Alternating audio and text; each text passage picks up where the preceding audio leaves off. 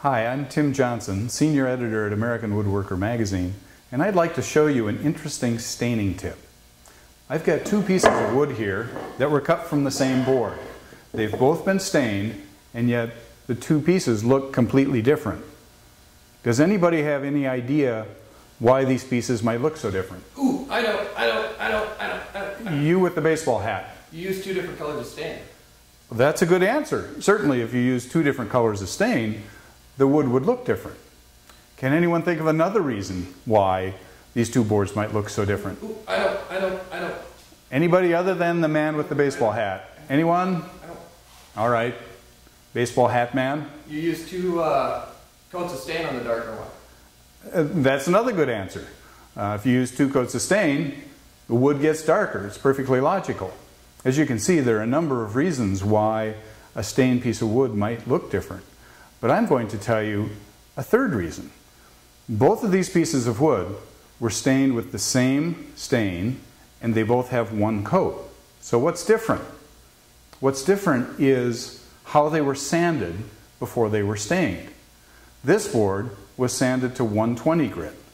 This board was sanded to 280 grit. The fact of the matter is, most of the stains that we use today, oil-based stains, are made with pigments. And it's the pigments that color the wood. And the pigments actually color the wood by lying in crevices in the surface. And if you think about it, sanding scratches are really big crevices. So 120 grit sanding scratches allow a lot of stain to lie in them. 280 grit sanding scratches are much smaller, and so less stain lies in them. Now both of these boards look great. That's why this is a tip. If you sand the way the manufacturer recommends, to 120 or 150 grit, you'll get a color that looks similar to the color that's on the can or on the stain sample in the store. If you sand farther, you'll get more the natural color of the wood, and you'll get the pores themselves will be darkened, so you get a completely different effect. In many cases, it's not worth it to sand beyond 120, 150, 180 grit. Now it's easy for me to show you two boards and say, this one was sanded to 280, this one was sanded to 120, and that's the reason they're different. It's more interesting to actually show you how it happens. So I've got two pieces of wood here that were cut from the same board. Now both of these pieces have been sanded lightly, and the next step is for me to sand them both with 120 grit sandpaper.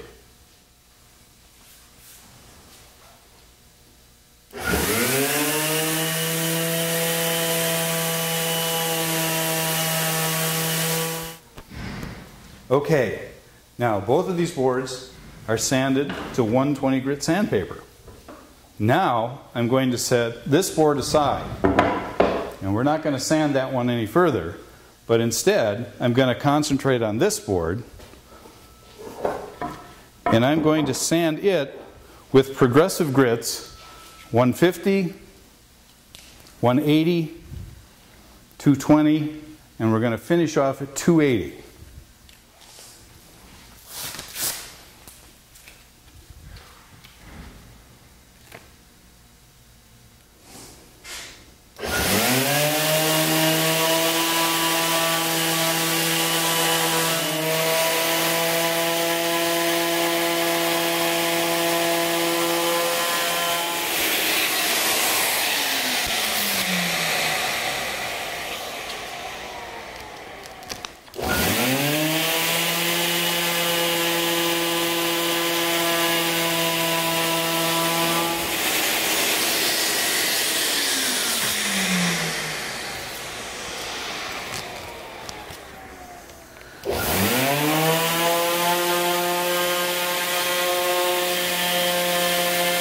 You know, one thing you may have noticed when I was sanding is how slowly I move this random orbit sander.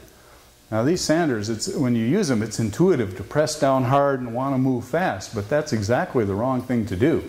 These sanders work much better if you apply as little pressure as you can and move them very slowly, about 6 inches every 10 seconds or so. Okay, we've sanded this piece all the way to 280 grit with the random orbit sander.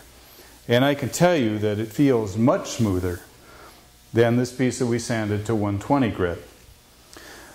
Now there are a number of reasons when sanding to a very fine grit is worthwhile, and one of them is if you're applying a clear oil finish, because what you're going to feel underneath the oil is the wooden surface.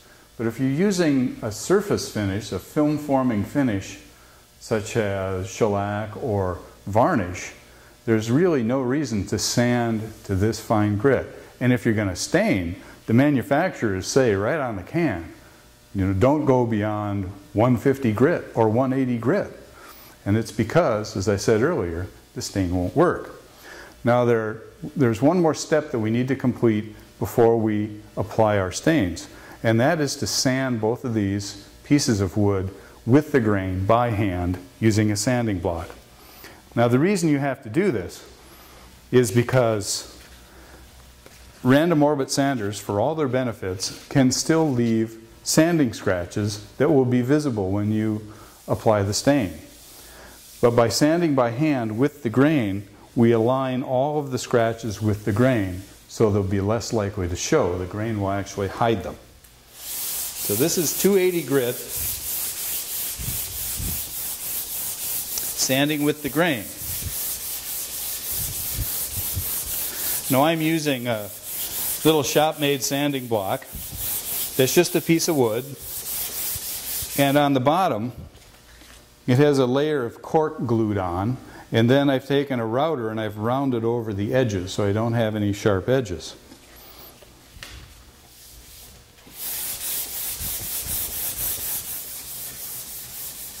Using a sanding block assures that I'm applying even pressure over a wide area, so it's a great way to flatten a surface that may be slightly uneven. The only thing you have to be careful about is to not roll over an edge, because if you do that, you're going to round the edge.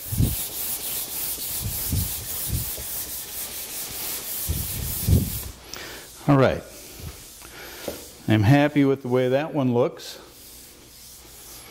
It's actually beautiful.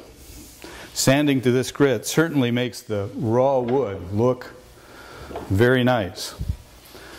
Now, in fairness, I have to sand this surface, but I'm going to use 120 grit because that's the final grit that I sanded to. Boy, can you hear the difference? This grit is much coarser than 280 grit. And look at all the sanding dust that I'm raising.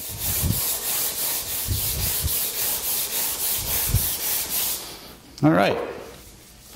I'm going to do a little cleanup, get rid of some of the dust, and we'll be ready to apply the stain. Okay, we're finally ready to apply our stain. Now remember, this piece has been sanded to 280 grit and this piece to 120.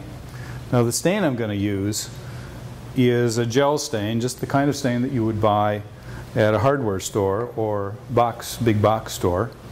It's an oil-based stain that's primarily made using pigments.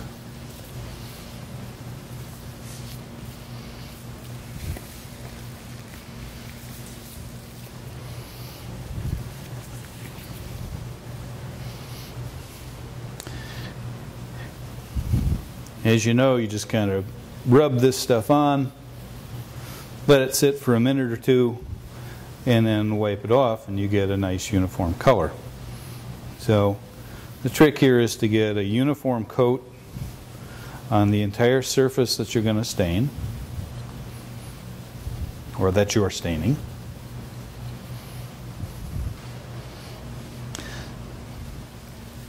I'm using this is a dark walnut colored stain.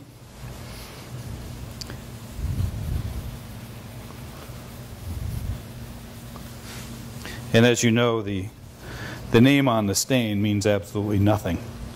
The way to find out the color of a stain is to put it on the surface.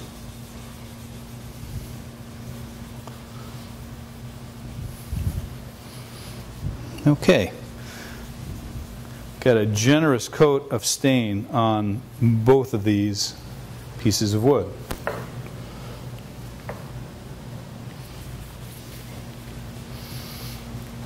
Now I'm going to start by wiping down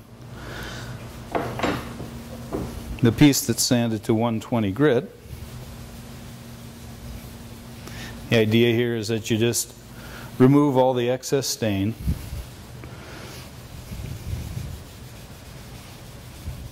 Works well to wipe across the grain and use a circular motion, and then finish off by wiping with the grain.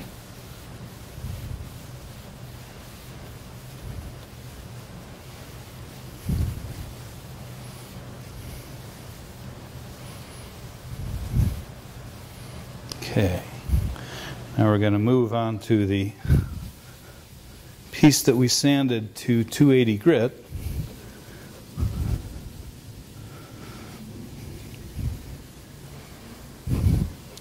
And I'm using the same rag. It's already got a little bit of color on it, but I'm going to try to wipe with the same intensity that I wiped before. Circular motion, finish by wiping with the grain.